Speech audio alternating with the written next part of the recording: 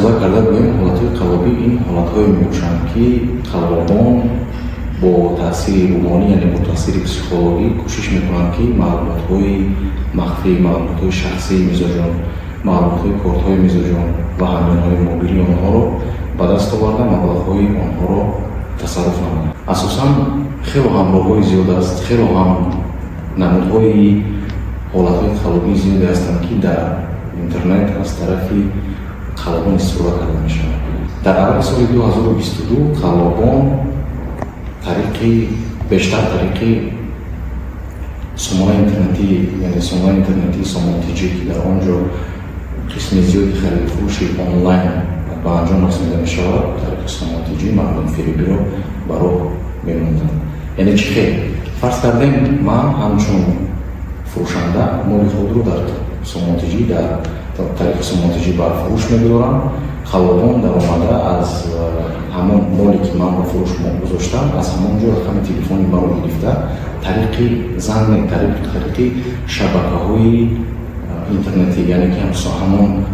واتساپ باشد، وایبر باشد، تلگرام باشد و غیره با من به تماس میبرند. مثلا به تماس میبرند و خود رو همچون خریدار معرفی کرده خواهش میکنند که همون مال رو ما با آنها فروشم و طریق آنلاین آنها با ما پرداخت نمایند. ما شما میدونیم که هنگامی با فروش گذاشتن این یا آن مال و محصولات چی در طریق اینترنت باشد یا چی در بازار باشد همه طرف ما کوشش میکنیم که همه مال و محصولات ما فروش شود و از همین حسیات استفاده برده خلبان چکار میکنن به داوری سازمانمون میدارد. مثلا من همچون فروشنده بعد که ما در دواسته زمانی که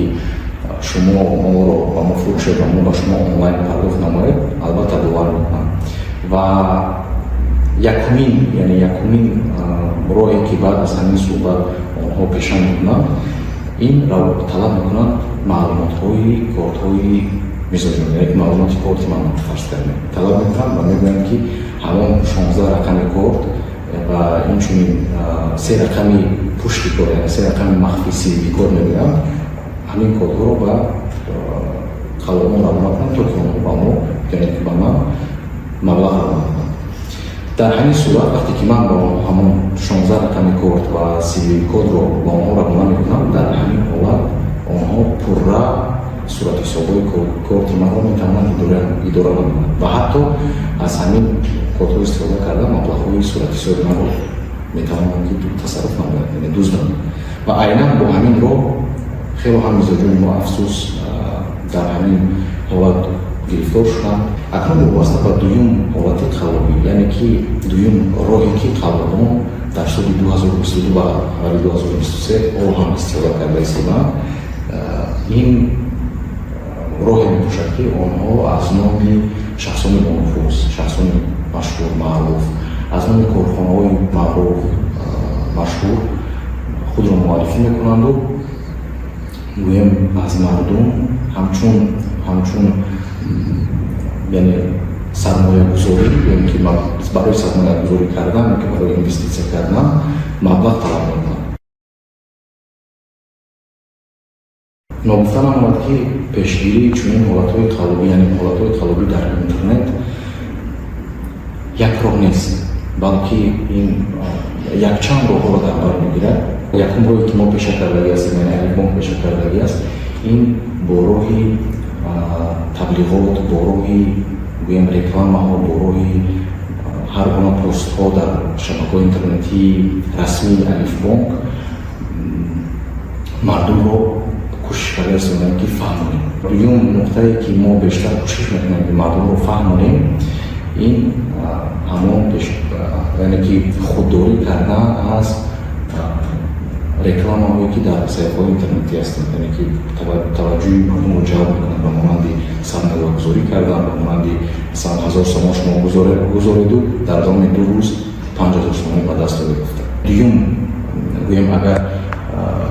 راهی رو که برای پیشگیری کردن چنین عملهای قلبی ما پیش کردگی هستیم البته این قوی‌تر کردن نظام‌های داخلی بانک است. در قسمت حالت‌های قلبی ما چیکار میکنیم؟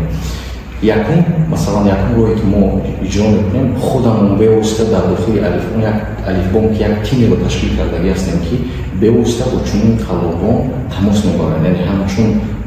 ҳамчун мизоҷ худамонро муаррифӣ мекунем ва кӯшиш мекунем ҳамон сурати ҳисобҳои қалбонро ба даст орем, баъдан дар ҳамон низоми дохили бонкӣ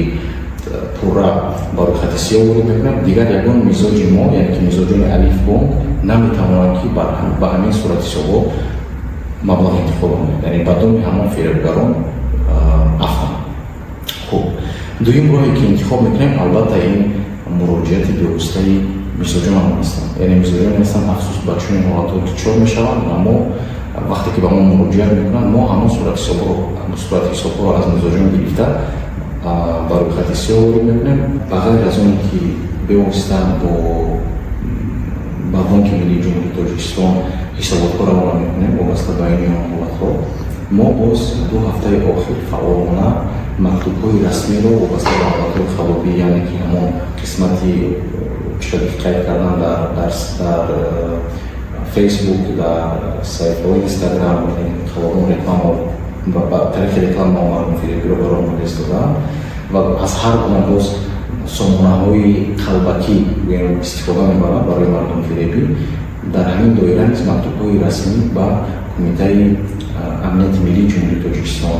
ба хадамоти алоқаи назди ҳукумати Ҷумҳурии Тоҷикистон ва ба Вазорати Корҳои Ҷумҳурии Тоҷикистон, Корҳои Дохилии Ҷумҳурии Тоҷикистон мактубҳои расмӣ ирсол кардем, то ки ҳамин сомонаҳои қалбакӣ, ҳамин рекламаҳое ки барои мардумфиребӣ аз тарафи қалбон истифода мешавад, ҳамаи ҳамин роҳҳоро дар ҷумҳурии Тоҷикистон пурра маҳдуд намоем, яъне пурра ба рӯйхати сиёҳ ворид намоем.